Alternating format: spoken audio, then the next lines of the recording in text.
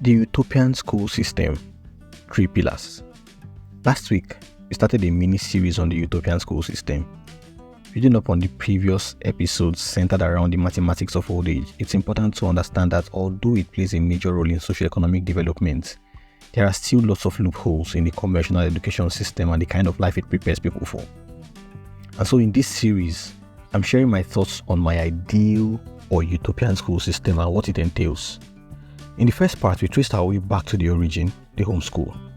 We stated clearly that the homeschool is the first school that a child gets to attend in life, even before getting in contact with the regular school system.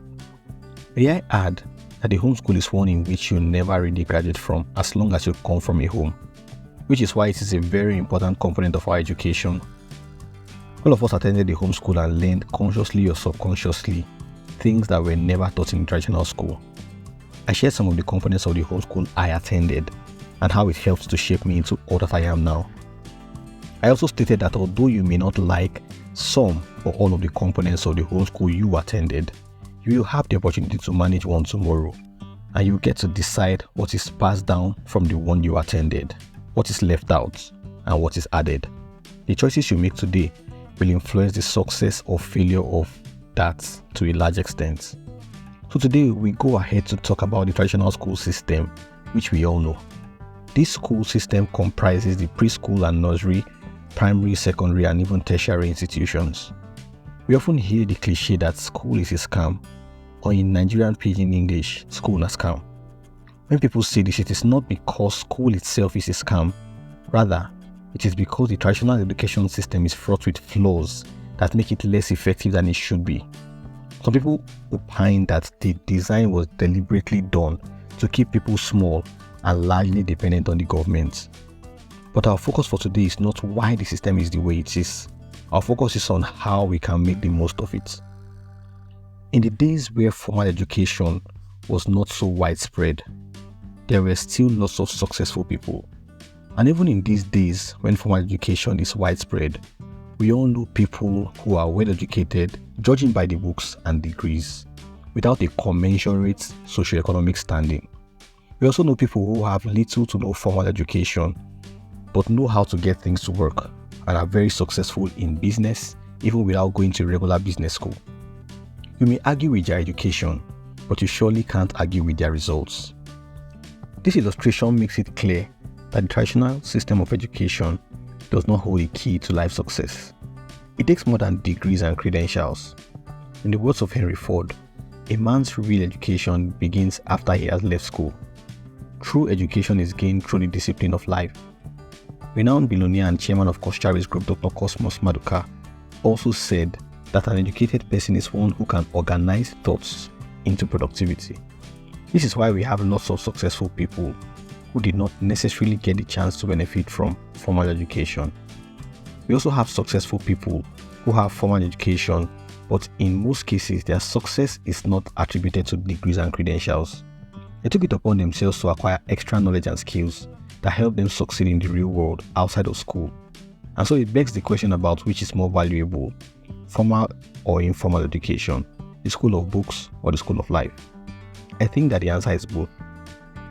What if we identify the things that work well in both worlds, and then we go ahead to create a new world that is a hybrid of both, a utopian system of education that truly works and that emphasizes people's true strengths? The first component of this utopian world was described last week in our discussion about the homeschool. But as much as the homeschool plays a vital role, we still need a system that truly supports learning, creativity, and growth. One that serves as a melting pot for people from various backgrounds who have attended different homeschools to meet, interact, share ideas, learn from each other, and find their unique paths. I'll now go ahead to list out some important characteristics of this utopian school. Number 1, individualized learning. We've often heard the quote that if you judge a fish by its ability to climb trees, it will live its whole life thinking that it is stupid. In the context of education and learning, this statement is not exactly correct because it's practically impossible for a fish to climb trees. I believe that in the real world, anybody can learn anything and become good at it. Nonetheless, Some people are born with innate abilities and advantages that give them an automatic edge to do better in certain areas of endeavor. And so if you are following a path that aligns with your natural giftings, it is likely to take you much less effort to achieve the things that other people may struggle to achieve. Now imagine if you decide to work hard in this area, owning your skills. Becoming great will happen a lot easier and faster. In addition, some people learn at a faster pace compared to others. And so pushing everyone with the same speed creates an imbalance and may not produce optimal results. So learning should be individualized in curriculum and pace. I understand that this is the reason behind grouping students into science and art groups at the senior secondary level, but I think that this should be even more granular and done much earlier. I also understand that some schools group students into sets based on learning paces, which is good, but I believe that we need to do more to identify geniuses very early and guide them through a balanced but individually curated pathway to help them move faster in the direction of their genius. Yes, there are basic skills like literacy and numeracy that every child should be exposed to, but beyond the basics, individualized learning paths are the way to go. It will require a lot more efforts to pull this off, and more teachers too, but the difference it will make is similar to the difference between a mass-produced product and a product tailor-made for a specific individual or purpose. Number 2, less emphasis on exams and more emphasis on practical projects. The traditional school system places a lot of emphasis on written examinations. I do not think that exams should be abolished because they do serve a purpose. For instance, being able to correctly answer comprehension questions after reading through a passage is an indication that you have a grasp of the key takeaways from the passage. Nonetheless, I certainly think that written tests should not be the only criterion for judging an individual's understanding of concepts. I have been privileged to pass through a school system where I was challenged with projects that helped me internalize the knowledge from the courses, and I saw the difference. Exams will gauge your understanding of basic concepts. Projects will gauge your ability to think outside the box, come up with creative ideas, and proffer solutions to real-world problems.